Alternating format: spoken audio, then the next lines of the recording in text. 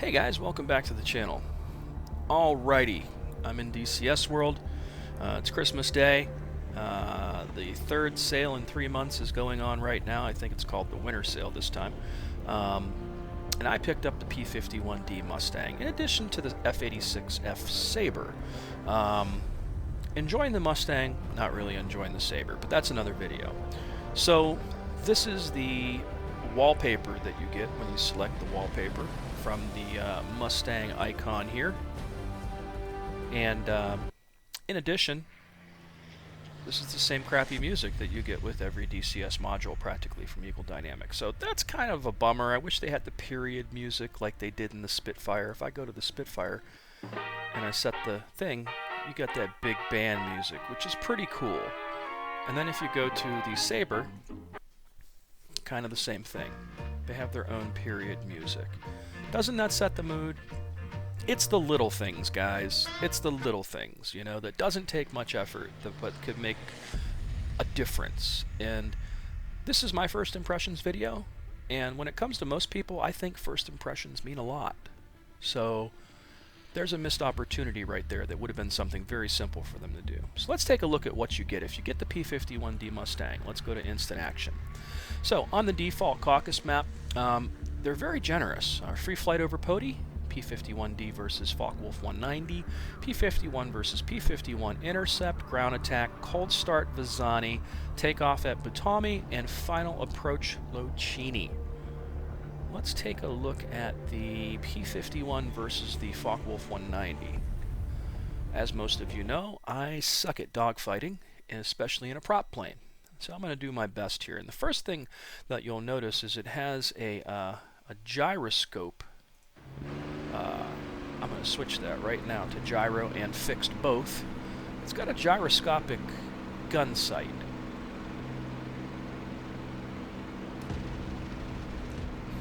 And I missed completely. So now I have the fixed gun sight up there in the middle, and then the gyroscopic one bounces all over the place, and it's kind of like a computer sight, you know? I am not so good at this, so this isn't going to end well, I'm sure. Yeah, there he goes again. I'm really good at, you know, spending energy, but not recovering it. Let's pick up some speed here, and he's maneuvering behind me now.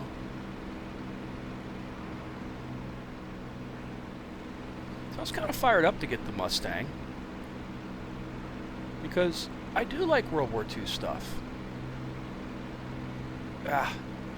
And I want to get into it more. I like IL-2. I love Jane's World War II fighters. And back in like 98 or 99, when Jane's had World War II fighters, they had an event at E3 where you got to meet Colonel Bud Anderson. And he is the wingman of Chuck Yeager from World War II. And one of the first pilots to get the P-51s. And they pretty much changed the game over Europe in terms of how to support and escort the bombers. And I was watching some videos again the other day on him, and this dude's 90-some years old now. I'm pretty sure he's still alive. The video I watched was a couple years old, so hard to tell, but he was still flying Mustangs. He still has Old Crow, which is his Mustang, which is pretty cool. So I'm probably not going to kill this guy. This guy's going to shoot me out of the sky. Yeah, he's right behind me. Because I'm just blabbing away here. Come on, come on, come on, come on, come on. Uh-oh.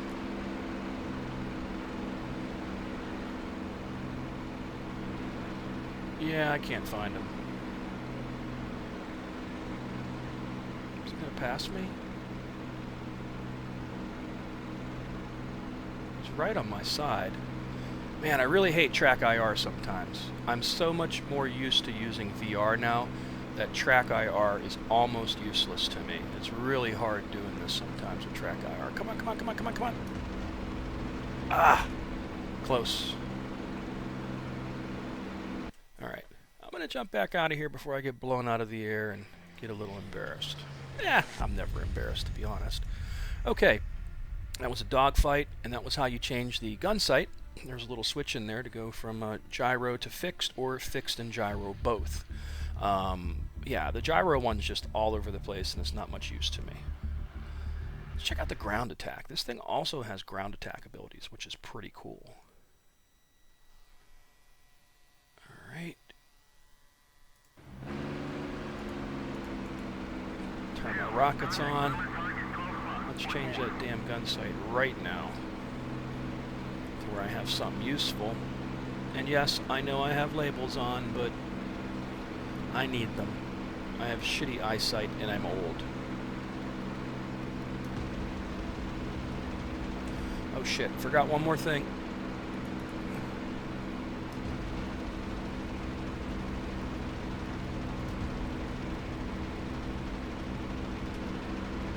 I think the weird part of this whole thing is I'm in a P-51D Mustang and I'm shooting BTR-80s. I'm pretty sure a BTR-80 is a modern troop transport of some sort that has good weaponry, you know? Kind of weird. But I guess, you know, if you don't have the Normandy map, they got to give you something, right?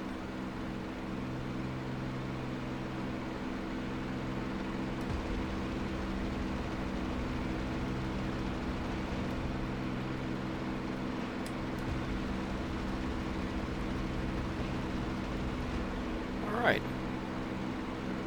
Well, I've done some hitting of them.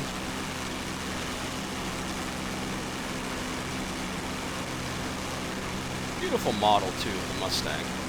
It looks fantastic. I love when you do the chrome ones like this, you know. I got bombs as well on this thing, but it's chrome, and it's one of the many liveries that they give you with skins that you can use in this. Hey, that's kind of cool for some diversity. I actually have a black pilot. Awesome. Play like Tuskegee Airmen. Actually, I had dinner with a lot of the remaining Tuskegee Airmen years ago. That was another interesting event that was super cool. At the time, I think there was like 10 of them that were still alive, and they were there for the event. I want to say it was Microsoft Combat Flight Simulator, and it was either that or European Air War. I want to say it was Microsoft Combat Flight Simulator, though. I'm pretty sure that's what it was. Alright, and without labels, I completely lose my targets. There they are. I wonder...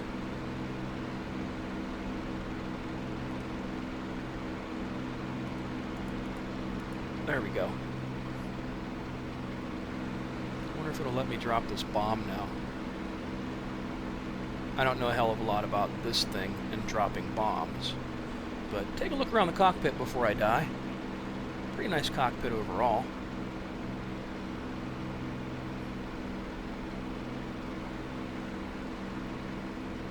Sure, I can just kind of lob it.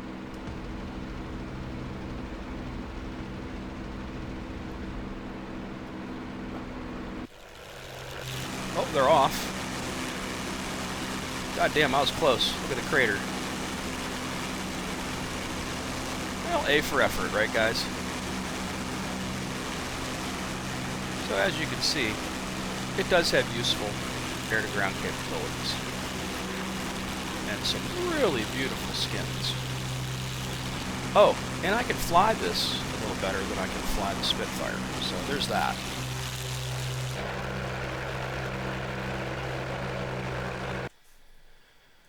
Alright. So that's your air-to-air and your air-to-ground capabilities of this thing. Intercept, ground attack. So these are... you get the most missions right here. When you go to Nevada, you don't really get much. Although, I do like this mission, and this is one of those missions, since I have the Nevada map, most of the modules get this mission, and I like it because it's one of the first missions I'll go to, and I'll tell you why. It's nice to get in a, you know, not just the free flight mode, but it gives you a little tour of the area, and it forces you to kind of learn to fly the plane a little bit. And I think that's pretty cool. So I usually jump in here and do this one if it's available, and just to get the hang of it, you know, of the plane itself. Alrighty. pretty damn nice. And welcome to this tour of the Las Vegas area. We're currently on the runway McCarran International Airport and ready for takeoff. After takeoff, fly through all the gates. Along the way, I'll act as your tour guide. How fast Yeah, Wags is going to be my tour guide. So I'm going to give it a little bit of rudder. Right, just to keep her straight on the runway. And the one thing I noticed with this thing is you don't want to give it full throttle. If you give it full throttle, it just gets really squirrely. The torque is just pretty insane.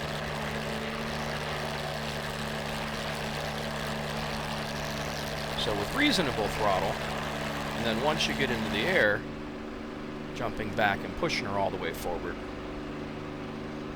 you start to control it better. And then I let go of the rudder and float back to where I need to be.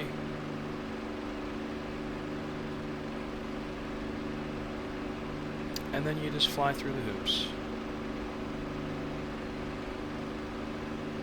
And it just gets you used to the characteristics of the plane.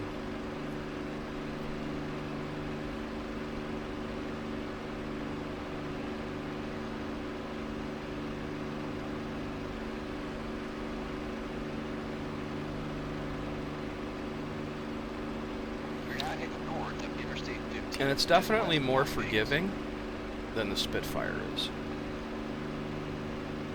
Seems like it's got a decent amount of power to it, too. But to me, the Spitfire will always be iconic and have a special place in my heart because of the whole Battle of Britain thing.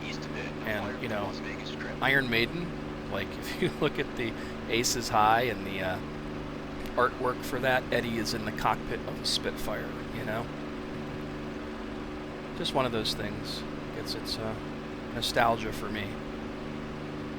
We all think of things differently, and that's kind of how I think. I think of Aces High, and I think of the Spitfire and the Battle of Britain. You know, that's how I associate the Spitfire.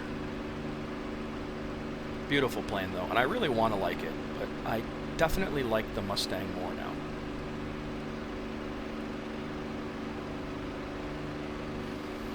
So again, I'm not going to do this whole mission, but I just wanted to show you this is a nice way to get acquainted with a new airplane module when you get one, to kind of get the hang of the flight characteristics.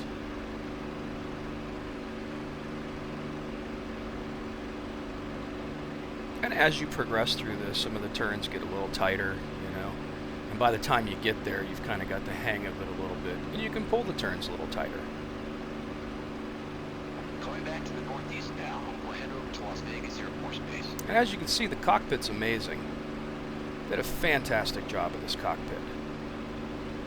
Below you is one of the rail lines that run through Las Vegas. Oh, there I go, getting off course, looking at the cockpit. So anyways, that is the Mustang over Vegas. Let's go to Normandy. This is where I was disappointed. I thought with the Normandy map, you think with any of these warbirds that these guys would have really pumped out some content for you. They didn't. And that's a bummer. Again, another possible missed opportunity. And one guy was talking, I was talking about how I was displeased with the Sabre at first. And the guy had made some valid points. And I guess there's two camps on this. I get that, you know, it comes with a mission editor, and you can download tons of awesome missions that people have made. But I guess when you're a diehard DCS guy, you could do that, and you know how to do that. And then there's the intricacies of knowing where to download and unzip files to so that they show up. I mean, there's some stuff they just don't make easy. And the average new player, or even a moderate player, just doesn't have the ability to do easily without some kind of instruction, you know? So this is over the Normandy map, and they just recently redid this, so it's looking pretty freaking impressive. I'm really enjoying the Normandy map at this point.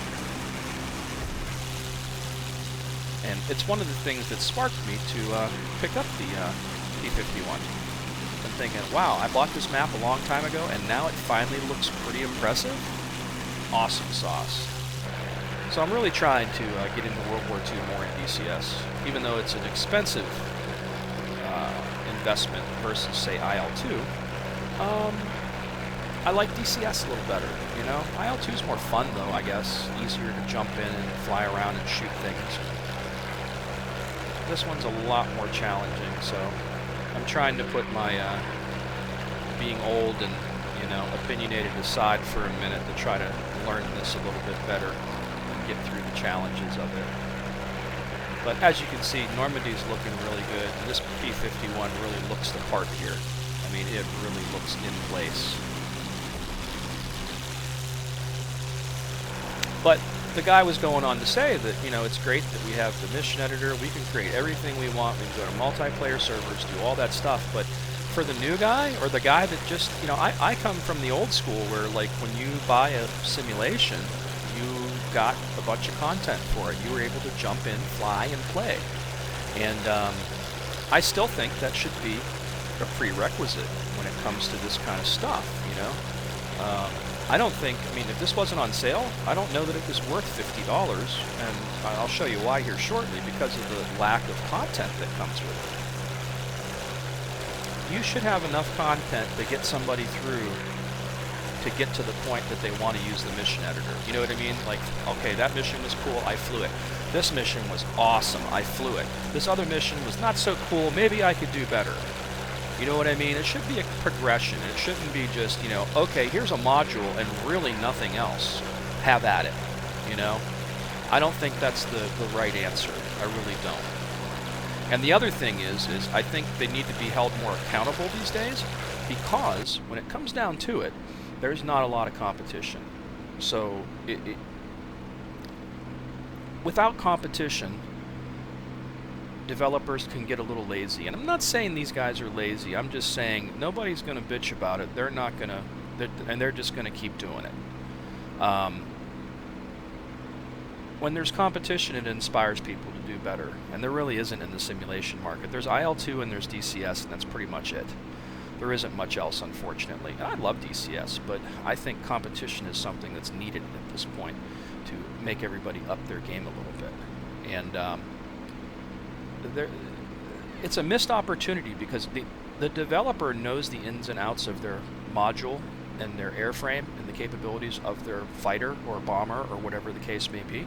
So they would be the ones to be able to make really fun, compelling scripted missions that really show off the full capabilities of any airframe. And that's how it used to be in the dawn and the golden age of simulations in the 90s all the way up into the early 2000s. All those games came with, like, really cool missions that sucked you in. And then, you know, once you did that, if it had a mission editor, after you flew the missions, you jumped to the mission editor and had some fun. It shouldn't be, hey, here's an airplane, figure it out, kid. I just don't like that. And again, I get that we do have the ability to do more and download stuff, but that's the other thing too. If it was built into the UI here in the interface where I can go and click missions and then click go to the website, and then it would bring up a bunch of missions within the user interface and it would download them and put them where they needed to go, I would be all for that. I would not have a problem with that at all. But considering you've got to go and log into a forum, search through hundreds if not thousands of forum posts, and, you know, it's a mess, man. There's nothing easy about that.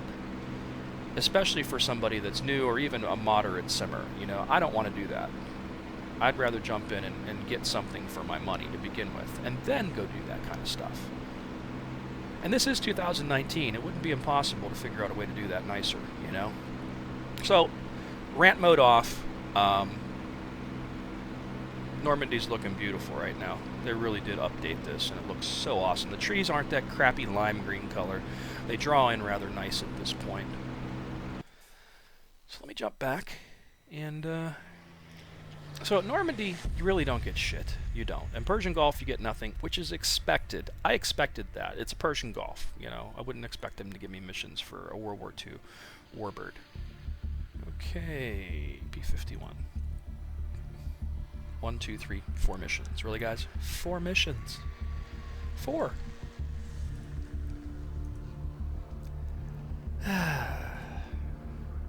Right? Let's go to campaigns. Now, at first I was excited. This one I bought, the Blue-Nosed Bastards of Bodny, is a paid campaign, and it was $10 when it's not on sale. I think I picked it up for $5.99 or $4.99 yesterday. And the only reason I did that is because while the Mustang comes with a campaign, which is the P-51D Challenge campaign, It's nothing but a series of challenges. It's not a combat campaign.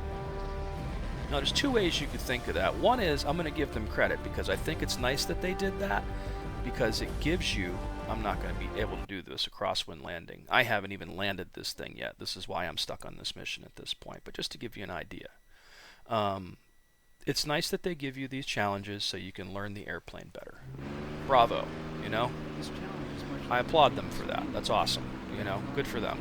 But I think a combat campaign would have been a better choice. So they do have these rings set up, and you fly through them and then reduce your speed, and you're just doing the, you know, the setup for the runway. You're just going to float around to the left, come around, come back around, and put her down. I'm not so good at landing this yet. I tend to bounce and then fly back up in the air, so I haven't figured it out yet how to get this thing down. I was watching a video, and I think Bud Anderson was saying something about they did wheel landings, which is, I guess, landing on the two front wheels somehow, and then dropping back onto the tail wheel. So I'm not up on my intricacies of warbirds and landing them, especially that have, you know, unique characteristics. Like the Spitfire's a real bitch too. But the campaign that they give you is nothing but challenges. So on one hand, thank you, that's awesome, because it's going to get you familiar with the plane and teach you how to fly the plane better. On the other hand, that's not really content, that's just figure out how to do it. So this is actually pretty cool. So I bought this, and it utilizes the Normandy campaign. But again, this is another one of them things where if you don't own the Normandy 1944 map and the World War II assets pack both, then you can't play this campaign. And that's the majority of the World War II campaigns in DCS World. They're set up that way. And this one, at least, I can get this thing started up and I can taxi it around the runway. So that's where I'm pretty pleased with this campaign. I can just hit my Windows key in my home, I can start my auto start sequence, and I can look around and check it out. And it looks pretty cool. And this thing can be taxied around the runway, taken up in no time.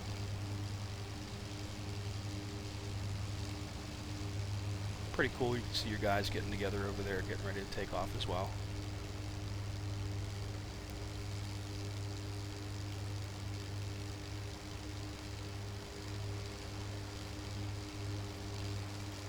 The graphics are a little shimmery in spots. It's kind of hard to describe unless you're seeing what I'm seeing. Kind of weird. But they did just recently redo a lot of the stuff in here, and I don't know that it's transferred over to these pre-update campaigns. You can see individual blades of grass, which is pretty cool.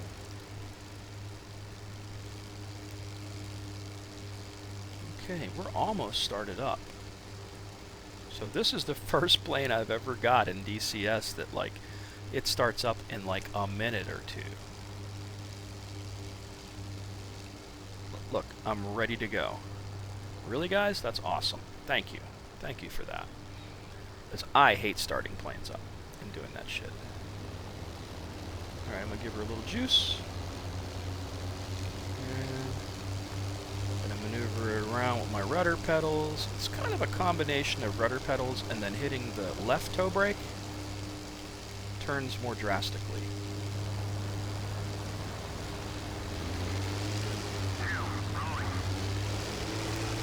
See? Pretty cool.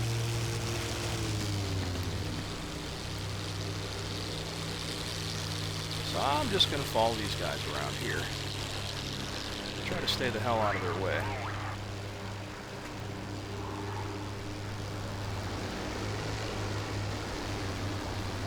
Which is a challenge for me.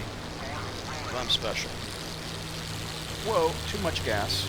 Damn it.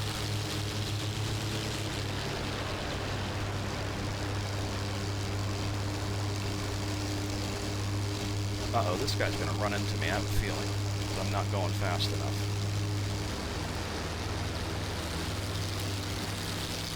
See, I'm all over the grass. I'm an idiot.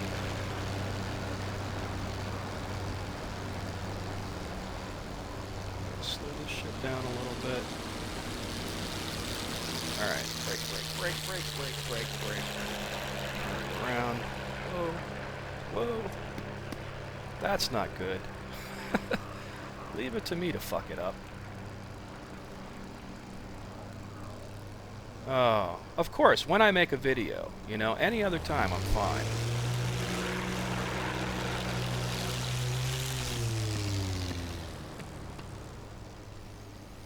Still getting used to this thing. Alright, I'm almost lined up here. Let me talk to these people. Nope. Guess I'm set to take off. Leave it to me to do it all unorthodox.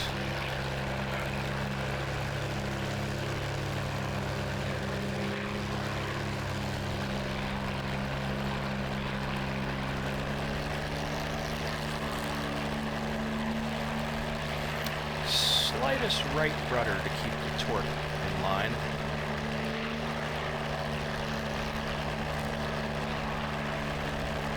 Whoa. There we go.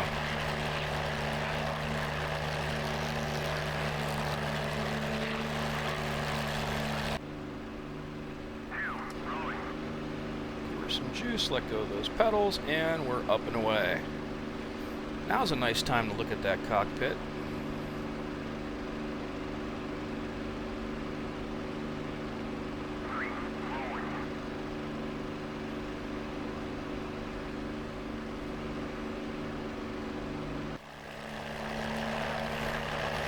A little heavy, and I can feel it because of the tanks. Looks like this is going to be a pretty long mission, so we got some fuel tanks down there.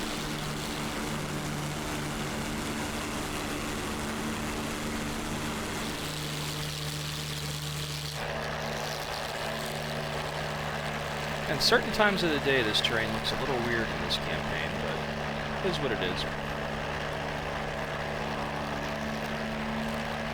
So one thing I haven't figured out yet that I'm going to have to is I'm going to have to learn how to use the knee boards and the maps and stuff because there's no waypoints. So getting me from point A to point B to do these World War II missions realistically is going to be a little bit of a challenge for me.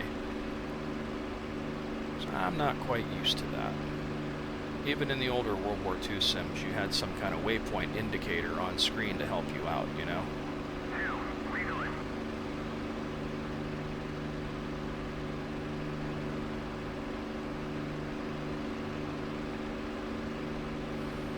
But again, it looks beautiful. I think this is going to be a lot of fun. And I'm really enjoying the Normandy map right now. But the bummer was I had to buy content, you know? I could have downloaded submissions, sure, but I wanted something that was done right. And, you know, I don't want to waste time downloading stuff and then being like, oh, that one's not good. Oh, that one's kind of cool. You know, I'm not saying that people don't create good stuff, but I don't want to go through all that. You know, I want to buy something, open it up, and play.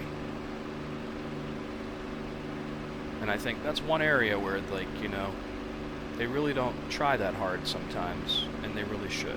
So again, it's just a missed opportunity, and it has a lot to do with first impressions.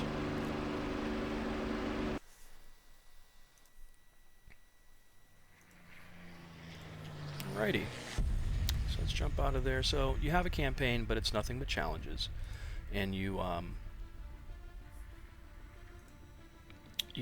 there's 2 or 3 you can buy, but any campaigns you buy require the Normandy map and the World War II assets package. So keep that in mind. If you really want the full experience of this module, you're going to need the Normandy map and you're going to need the World War II assets pack.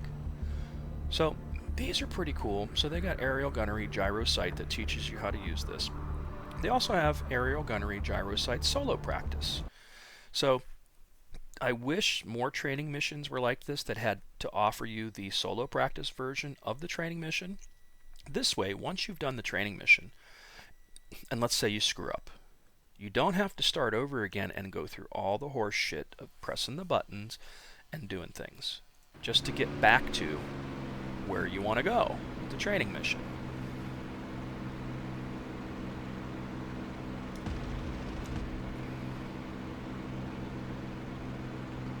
So see how this thing bobs all over the place? And also I found out the hard way that these guys are invincible. So now you lose it. So if you're really maneuvering and trying to dogfight, this gyro sight really isn't that useful, because now it's gone. See? Where is it? I'm almost doing better on my own. But again, what fighter is going to be going like that in front of you? So I tend to do this. Go fixed and gyro both.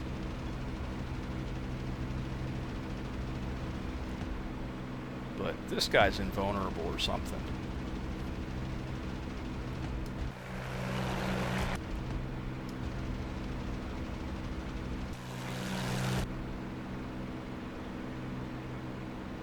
Oh, he's actually smoking. How about that?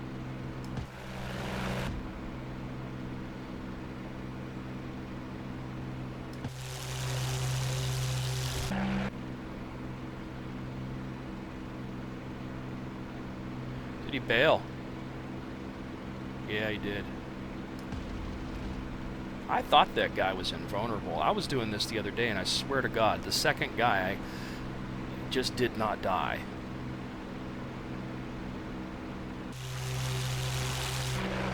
Up and away.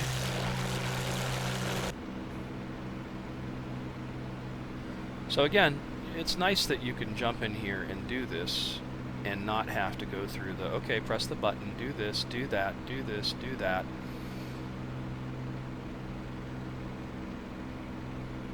I just want to do, you know? And maybe my problem is I'm old and I have no patience, and I have the patience of a 5-year-old on a 6-pack of Jolt Cola, you know, or the attention span of that even, you know.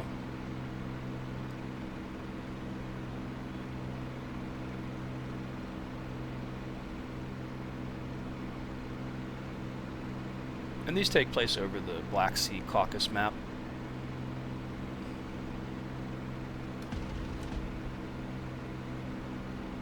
But again, you see there's a big difference between what I'm doing here and what I did in that dogfight mission. When you've got somebody that's really moving and trying to evade you and trying to kill you as well, it's not going to be this calm.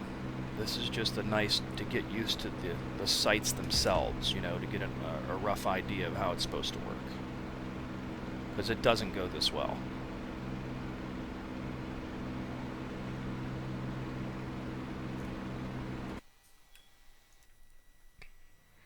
And then you got ground attack, and then ground attack solo practice, landing, and I'm going to do all these just for the hell of it. Not today, but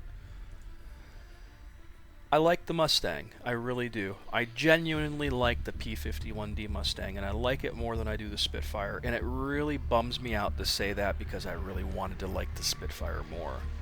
But that whole taking off thing and keeping it stable to get it in the air is a real pain in the ass. And maybe someday I'll figure that out.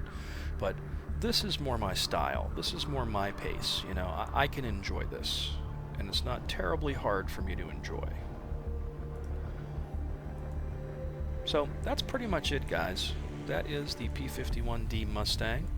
And it's on sale right now for $24.99. Like I said, the only bummer is you're really going to want the Normandy Map, and that's like $22 something, and then you're going to want the World War II Assets Pack, which is like $15, and then you're going to need a campaign that takes advantage of it. That's another, you know, so you're looking at about $75 for a starting point, and that's when this stuff is on sale to get into DCS World War II. It's the only bummer, man. It's so hard to recommend because the high price point. But, you know, in the overall scheme of things, when you look at it, it is the most high-fidelity World War II module of the Mustang you can get anywhere. It's also the most detailed. Where do you see a cockpit like this? You don't have this in IL-2. That's for sure. You literally don't. Intercept. Oh, this one's terribly difficult. It's a big bomber.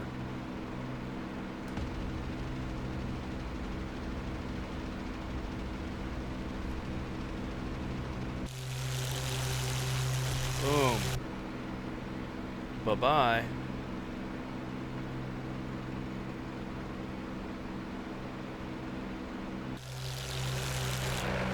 really hard not to like this plane. It really is. And there's so many liveries for it that come with it.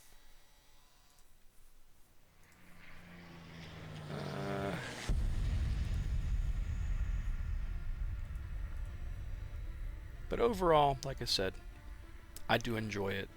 Since I have the Normandy map already, since I have the World War II assets pack, it was just a no-brainer to get this. Others, like I said, it might be hard to think about because I don't think it's going to be that much fun with just a campaign and just these missions and then the campaign for flying it around. Unless you plan to just go online and do nothing but multiplayer, then hell, this is a great deal. So that's it, guys. It is Christmas Day, so Merry Christmas, Happy Holidays. I hope everybody's had a great day today. I have, because actually my daughters, I have twins that are 18, and they, I'm the hardest person in the world to buy things for, so they handed me like $100 and said, "Here, Daddy, just get what you want," So I ended up getting this. I got the Saber. I got this campaign. I think I picked up Elite Dangerous. I picked up a couple other things on Steam. So a lot of stuff is on sale right now. I made out rather well and got a lot of neat things. I've got the best kids in the world. And then, of course, them and their boyfriends got me a bunch of cool Star Wars stuff in addition to that. So it's been a good day. I've had a great Christmas. I hope you guys have as well. As always, thanks for watching. Please subscribe to the channel. Feel free to hit that like button. And until next time.